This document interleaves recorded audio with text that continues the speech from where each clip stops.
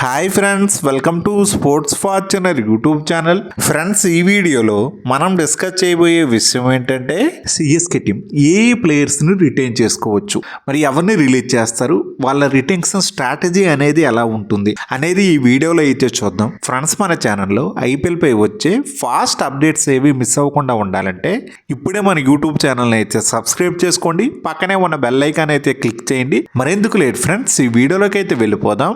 చెన్నైకి చాలా మంచి కోర్ టీం ఉన్న మెగా యాక్షన్ కారణంగా దాన్ని వదులుకోవాల్సి వస్తుంది. రిటెన్షన్స్ ద్వారా సాధ్యమైనంత ఎక్కువ మంది ప్లేయర్స్ని రిటైన్ చేసుకుని మిగతా ప్లేయర్స్ని కొంతమందిని ఆర్టీఎంస్ ద్వారా మరి కొంతమందిని యాక్షన్ టేబుల్ మీదకి వెళ్ళి బైబ్యాక్ చేసుకోవడం ద్వారా మళ్ళీ వాళ్ళ కోర్ టీంని పునరుద్ధరించుకోవడానికి అయితే సిఎస్కే ప్లానింగ్ అయితే చేస్తుంది. లాస్ట్ టైం 2022 మెగా యాక్షన్లో చూసుకుంటే CSK team Ravindra Jadeja, MS Dhoni, Moeen Ali, Ruturaj గైక్వాడ్ని అయితే రిటైన్ చేసుకుంది. మరి ప్రస్తుతం సిఎస్కే టీం దగ్గర ఉన్న 25 మెంబర్స్ స్క్వాడ్ అయితే ఇది సిఎస్కే టీంకి ఈ మధ్య కాలంలో చాలా బాగా పర్ఫామ్ చేస్తూ వాళ్ళ విజయాల్లో కీలక పాత్ర పోషిస్తున్న ఒక 11 మంది ప్లేయర్స్ అయితే ఉన్నారు. ఈ 11 మంది ప్లేయర్స్ నుంచే సిఎస్కే టీం ఎవరినైనా రిటైన్ చేసుకున్నా బైబ్యాక్ చేసుకున్నా వీళ్ళ నుంచే మ్యాక్సిమం అవకాశం అయితే ఉంటుంది. బ్యాట్స్మెన్ నుంచి చూసుకుంటే MS Dhoni, Devon Conway, Ruturaj Gaikwad, allrounders నుంచి చూసుకుంటే రవీంద్ర జడేజా, మొయిన్ అలీ, శివం దుబే, బౌలర్స్ నుంచి చూసుకుంటే Deepak Chahar, Theekshana, Tushar Deshpande, Pathirana, Mustafizur Rahman. CSK team retain చేసుకునే ప్లేయర్స్ను చూసుకుంటే ఫస్ట్ ప్లేయర్గా 18 కోట్లు ఇచ్చి కెప్టెన్ రుతురాజ్ గైక్వాడ్ని అయితే రిటైన్ చేసుకుంటారు. సిఎస్కే టీంలో నెంబర్ 1 బ్యాట్స్మెన్గా తలా మహేంద్ర సింగ్ ధోని తన లెగసీని కెప్టెన్గా రుతురాజ్ గైక్వాడ్ అయితే కంటిన్యూ అయితే చేస్తున్నాడు. మరి ఫస్ట్ సీజన్లోనే తన కెప్టెన్సీతో అయితే ఇంప్రెస్ అయితే చేశాడు. Last time CSK team mega యాక్షన్లో రిటైన్ చేసుకునేటప్పుడు టాప్ బిడ్ నెంబర్ 1 ప్లేయర్గా రవీంద్ర జడేజాని అయితే రిటైన్ చేసుకున్నారు. మరి అప్పుడు 4th రిటెన్షన్గా అయితే రుతురాజ్ గైక్వాడ్ అయితే రిటైన్ అయ్యాడు.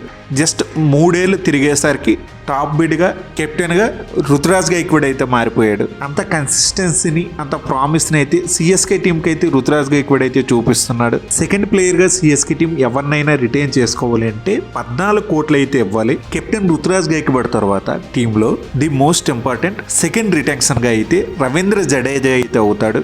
గత కొన్నేళ్లుగా అటు బ్యాటింగ్లోను ఇటు బౌలింగ్లోను సిఎస్కే టీంకి కీ ప్లేయర్గా అయితే రవీంద్ర జడేజా అయితే ఉన్నాడు. 2023 ఐపీఎల్ ఫైనల్ మ్యాచ్లో గుజరాత్పై సిఎస్కే టీం గెలిచారు అంటే అది రవీంద్ర జడేజా వల్లనే. టీంకి స్పిన్ బౌలింగ్ డిపార్ట్మెంట్లో కూడా రవీంద్ర జడేజానే టాప్ స్పిన్నర్. ఒక స్పెషలిస్ట్ స్పిన్నర్గా, ఒక మిస్టరీ స్పిన్నర్గా టీంలో మహేష్ తీక్షణ ఉన్నా అంత గొప్ప పెర్ఫార్మెన్స్ అయితే ఇవ్వట్లేదు.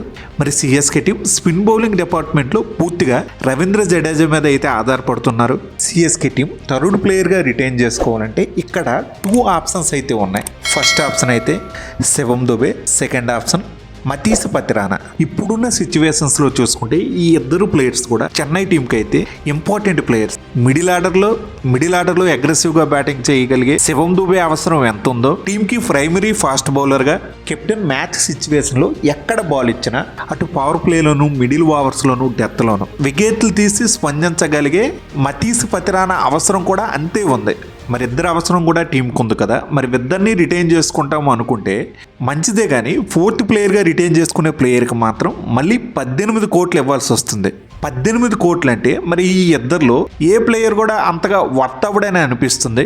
మరి ఇప్పుడు 18 కోట్లు ఇచ్చేసే బదులు ఆక్షన్ టేబుల్ మీదకి వెళ్ళి ఆర్టీఎం కార్డు ద్వారా మళ్ళీ బైబ్యాక్ చేసుకుంటే తక్కువ అమౌంట్కే దొరికేస్తారు. క్లియర్గా సిఎస్కే టీం చూజ్ చేసుకోవాల్సిన ప్లేయర్ ఇండియన్ ప్లేయర్గా శివం దుబేని రిటైన్ చేసుకోవాలా, లేదు టీంకి ప్రధాన ఫాస్ట్ బౌలర్గా ఉన్న పతిరానాని రిటైన్ చేసుకోవాలి. ఒకవేళ పతిరానా ఆక్షన్ టేబుల్ మీదకి వెళ్ళినా చాలా బిగ్ అమౌంట్కే వెళ్తాడు. ఎందుకంటే లాస్ట్ ఫ్యూ సీజన్స్గా తను ఇచ్చిన పెర్ఫార్మెన్స్ బట్టి చూసుకుంటే ఆ డౌట్ అయితే మనకి ఎక్కడా కనిపించట్లేదు. శివం దుబే ఇండియన్ ప్లేయర్ కాబట్టి తన విషయంలో కూడా ఎక్కువ అమౌంట్కి అయితే తను వెళ్తాడు.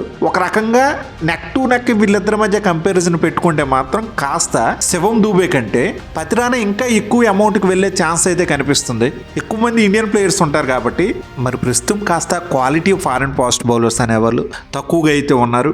ఆల్రెడీ పతిరానా అయితే tested foreign fast bowler. CSK home venue Chepauk పిచ్చులకి సరిపోనట్లుగా పతిరానా బౌలింగ్ అయితే సూట్ అవుతుంది. సిఎస్కే టీం ఒక స్కోర్ని డిఫెండ్ చేసుకునేటప్పుడు ప్రధానంగా ఆ పతిరానా చేతిలో ఉండే ఆ 4 ఓవర్సే సిఎస్కే టీం ఆ మ్యాచ్లో విన్ అవుతుందా లూజ్ అవుతుందా అనే దాన్ని అయితే డిసైడ్ అయితే చేస్తున్నాయి. ఆ 4 ఓవర్స్లోనే చాలా వికెట్స్ అయితే తీస్తున్నాడు.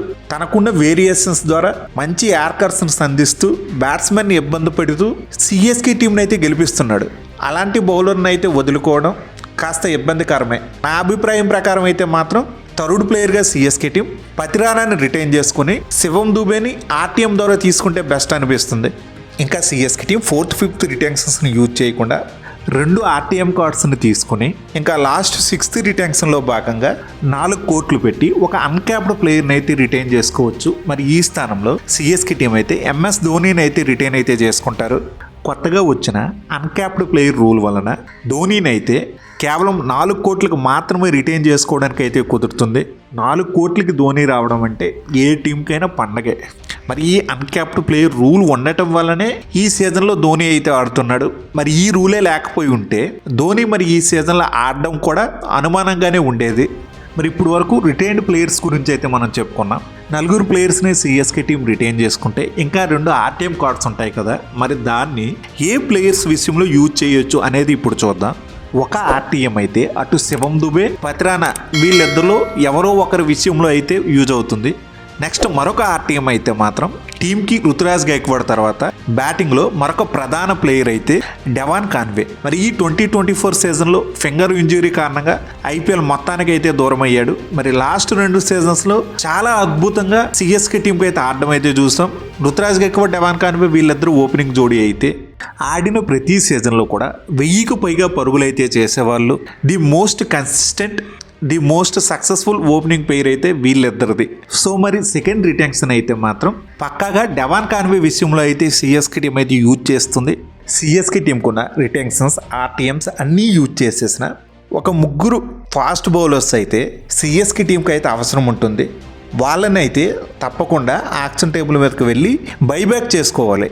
అలాంటి వాళ్ళలో ఫస్ట్ ప్లేయర్ అయితే మాత్రం దీపక్ చాహర్. మరి లాస్ట్ 2 ఏళ్ల నుంచి ఐపీఎల్లో ఇంజురీస్ కారణంగా కాస్త సఫర్ అవ్వడం, ఫామ్ డిప్ అవ్వడం, సరిగా వికెట్స్ అయితే తీయలేకపోతున్నాడు. కానీ అంతకు ముందు సీజన్స్లో అయితే ధోనీ చేతిలో ఉన్న ఒక ప్రధాన అస్త్రంలో అయితే ఉండేవాడు. పవర్ ప్లేలో సిఎస్కే టీంకి కావాల్సిన వికెట్లని ఎర్లీగా తీసేసేవాడు. మ్యాక్సిమం తన ఓవర్స్ అన్నీ కూడా పవర్ ప్లేలోనే కంప్లీట్ అయితే చేసేవాడు. పవర్ ప్లేలో తనకున్న నైపుణ్యం మంచిగా బాల్ని స్వింగ్ చేసి బ్యాట్స్మెన్ అయితే ముప్పు తిప్పలు పెట్టేవాడు. లాస్ట్ టైం మెగా యాక్షన్లో దీపక్ చాహర్ కోసం సిఎస్కే టీం 14 కోట్లు అయితే ఖర్చు పెట్టింది. మరి నెక్స్ట్ టైం అంత అమౌంట్కి అయితే దీపక్ చాహర్ వెళ్ళడు, తక్కువ అమౌంట్లోనే వస్తాడు. సిఎస్కే టీం కూడా తనని బైబ్యాక్ చేయాలని చూస్తుంది. నెక్స్ట్ మరొక player Tushar Deshpande. Last 1-2 seasons నుంచి సిఎస్కే టీంకి హైయెస్ట్ వికెట్ టేకర్గా అయితే నిలుస్తున్నాడు. ఒక్కొక్క సీజన్లో కూడా మంచిగా అయితే వికెట్లు అయితే తీస్తున్నాడు. బట్ ఎకానమీని అయితే మాత్రం అంత కంట్రోల్లో అయితే ఉంచుకోలేడు. బట్ ఇది ఒక్కటి మాత్రమే తన విషయంలో కాస్త చిన్న ప్రాబ్లం అని చెప్పుకోవాలి. బట్ రన్స్ ఇచ్చిన టీం కావాల్సిన వికెట్స్ అయితే తీస్తున్నాడు. తనను కూడా తక్కువ అమౌంట్లో వస్తే సిఎస్కే టీం బైబ్యాక్ అయితే చేస్తుంది. థర్డ్ ఇంపార్టెంట్ ప్లేయర్ అయితే ఈ 2024 సీజన్లోనే సిఎస్కే టీం ముస్తఫిజుర్ రహమాన్ అయితే తీసుకున్నారు. తను ఆడింది ఈ సీజన్లో తక్కువ మ్యాచ్లే. ఇంటర్నేషనల్ డ్యూటీస్ అని ఐపీఎల్ సగంలో అయితే వెళ్ళిపోయాడు. ఆడిన తక్కువ మ్యాచ్లోనే చాలా ఎఫెక్టివ్గా అయితే బౌలింగ్ అయితే చేశాడు ముస్తఫిజుర్ రహమాన్. మరి ఈ సీజన్ మొత్తం అందుబాటులో ఉండుంటే తను పతిరానాతో కలిసి ఈ ఇద్దరు బౌలింగ్లో వండర్స్ అయితే చేసేవాళ్ళు.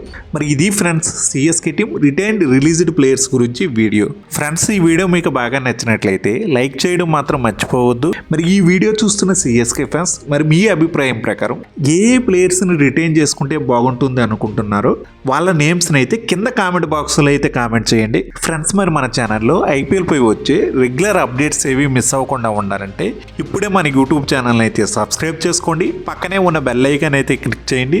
నేను మిమ్మల్ని మరో ఇంట్రెస్టింగ్ వీడియోతో మళ్ళీ కలుస్తా. Thank you, by bye friends, జై హింద్.